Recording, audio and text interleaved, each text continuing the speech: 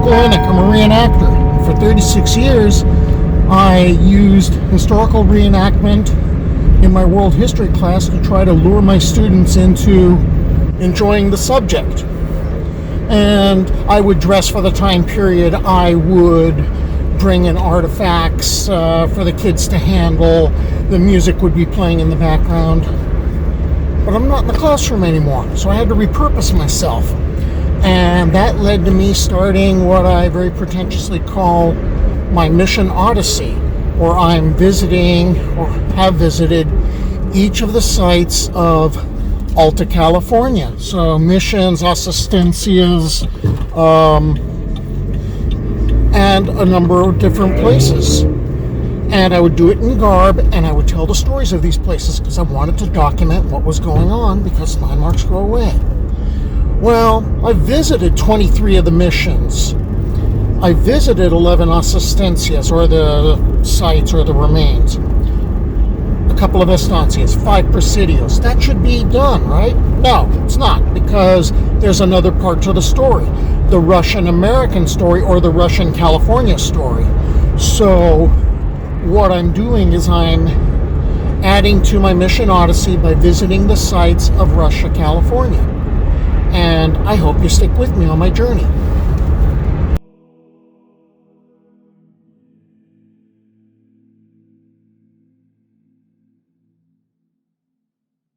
It wasn't until 1817 that the Spanish built anything north of San Francisco Bay.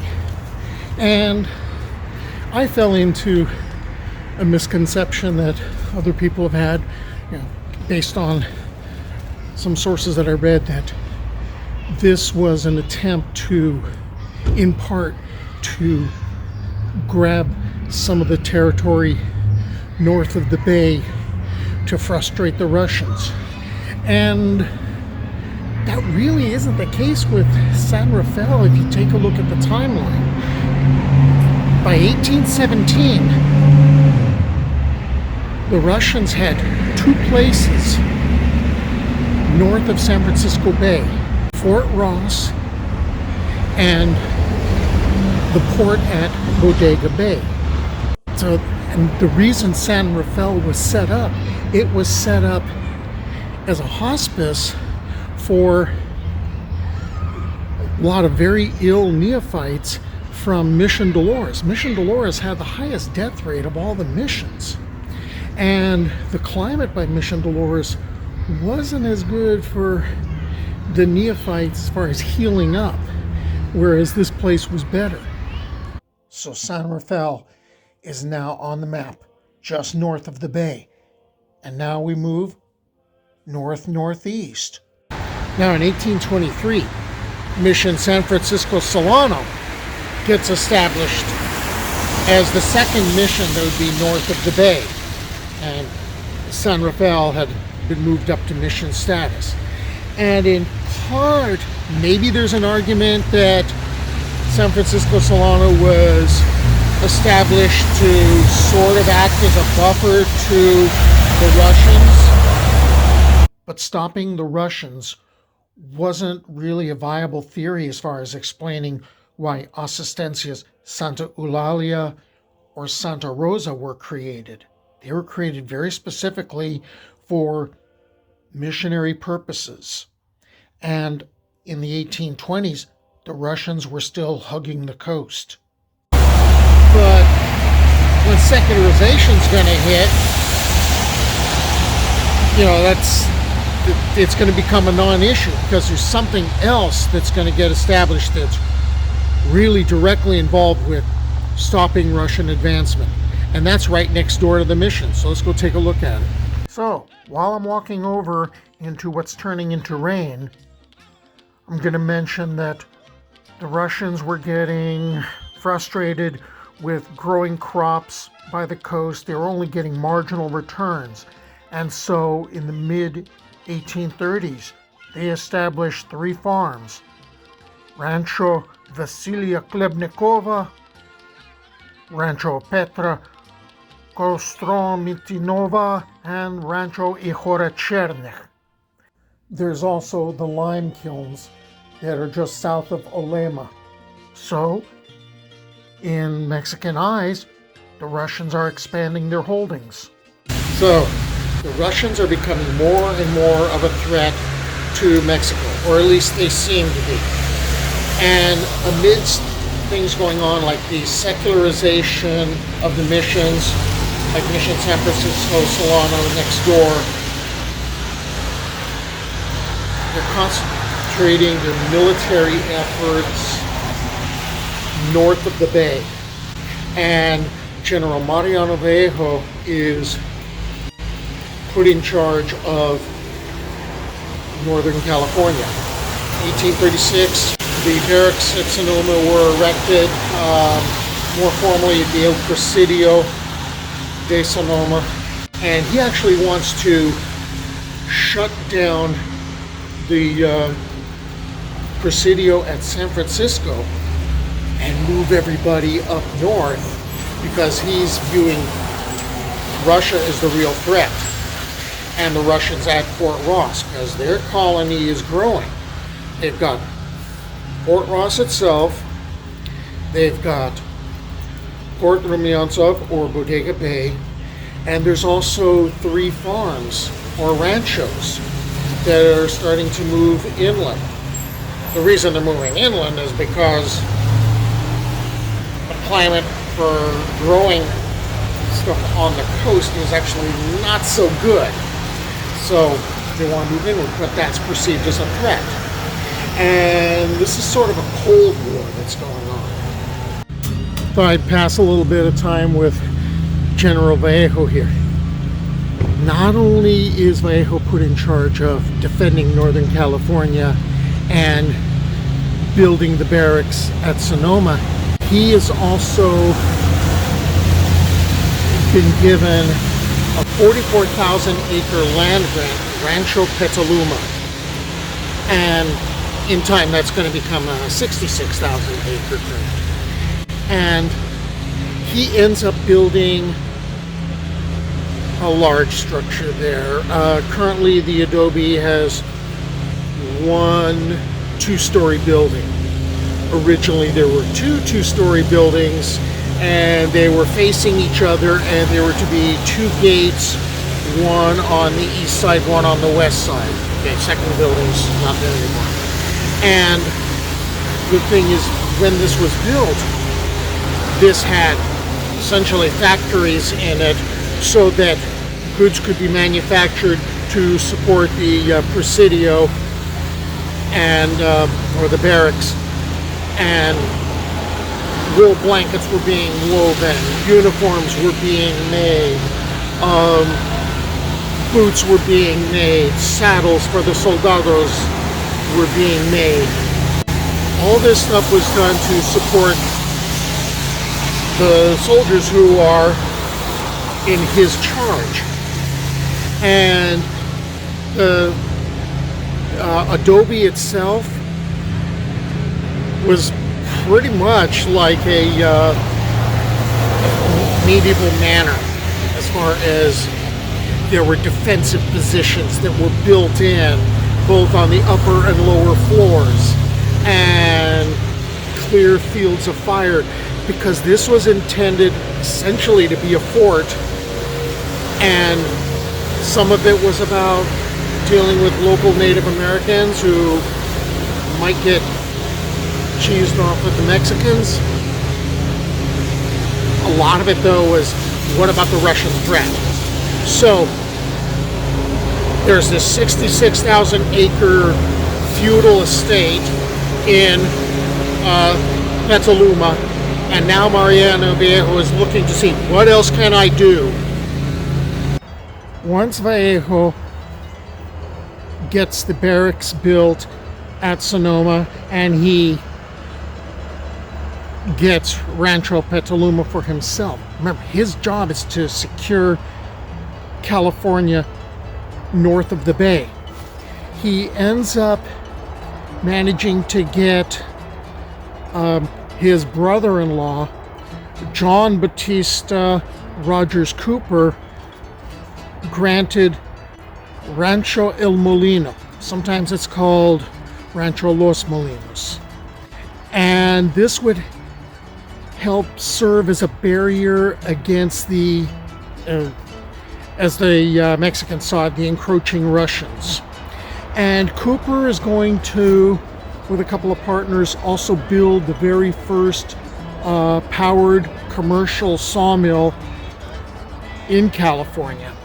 And that's going to be operating for a while. Cooper's got a suggestion though. He's got some buddies who served with him on his ship who could also get ranchos.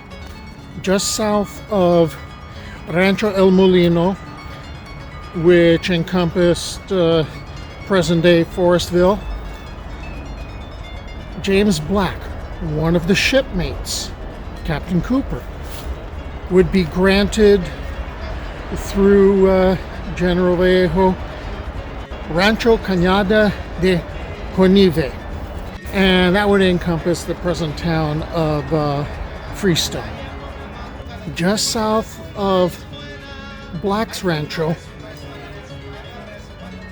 the other two buddies from Cooper's ship, Edward McIntosh and James Dawson, were granted Rancho Estero Americano. And this seemed like a good thing. It's helping to block off the Russians' advance. And, well, they've got to make it legal, and someone's got to file the forms. So McIntosh decides he's going to Mexico City. And McIntosh and Dawson have both agreed, hey, this is ours, right? Yeah, we're sharing this, right? Yes. So McIntosh goes to Mexico City, gets the paperwork.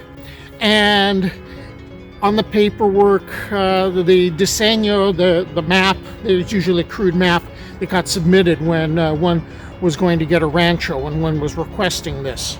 So on the diseño, there's the Salmon River flowing by, and captions like Casa de los Russo, and saying like houses of the Russians, and another thing, fields of the Russians, so they're getting right by Russian territory. And when McIntosh comes back, Dawson's looking over the paperwork, and he sees only one name on the grant, and it's McIntosh's. Well, Mexican tradition and Spanish tradition, when they were awarding grants, was one name goes on it. Well, that means McIntosh is the owner. And according to local legend, which is really well authenticated, what ends up happening is Dawson sews the house in half. It's kind of like a divorce, right?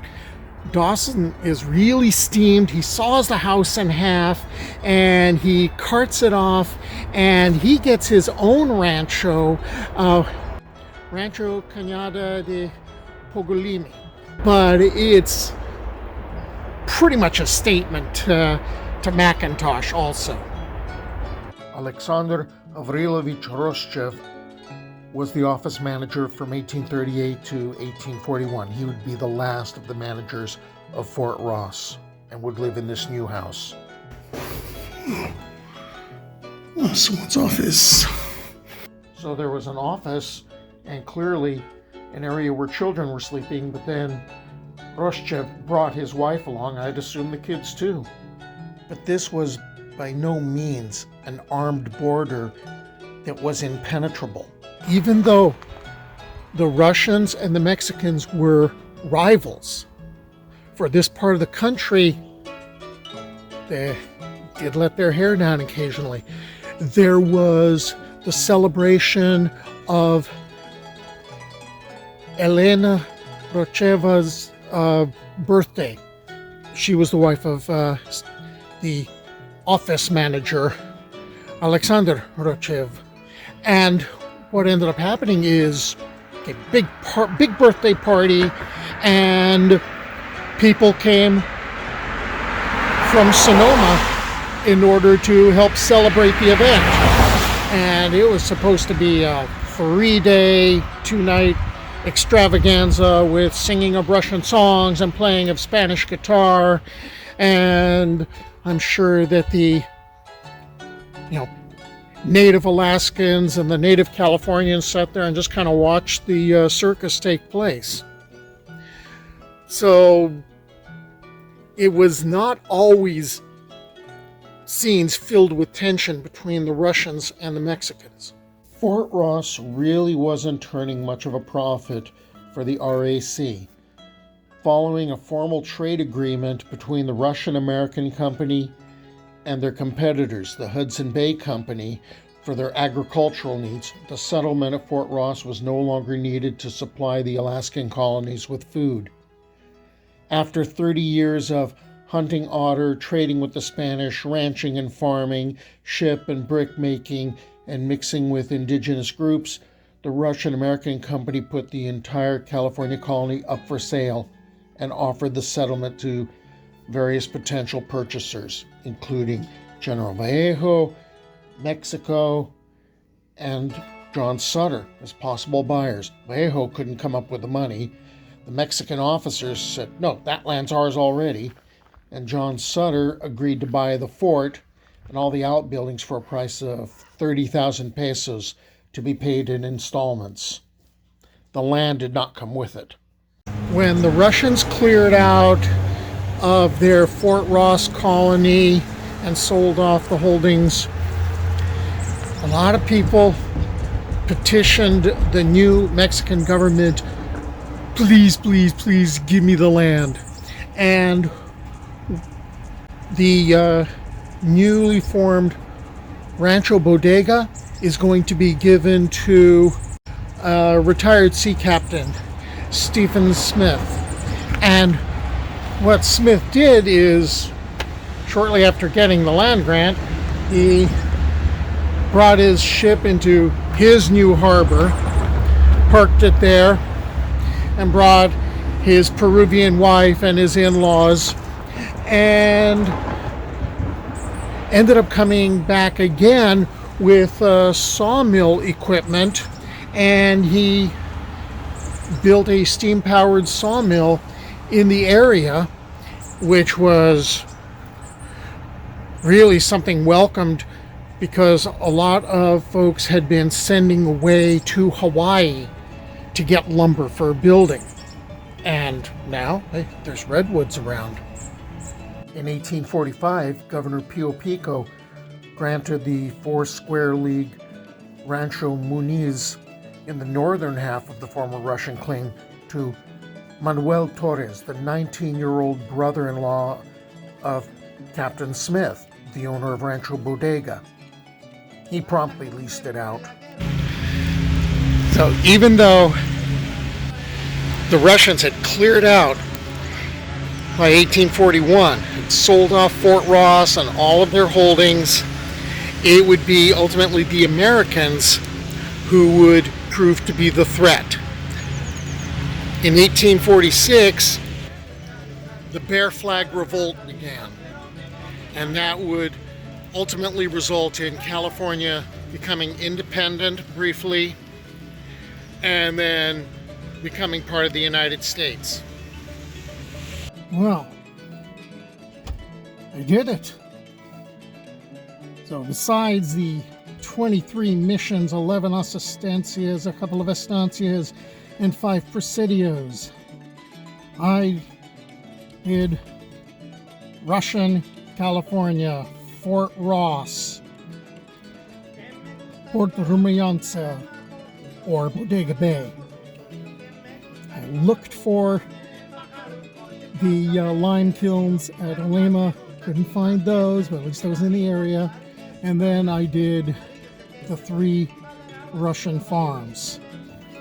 So it's on to my next adventure. I hope you stick with me on my journey.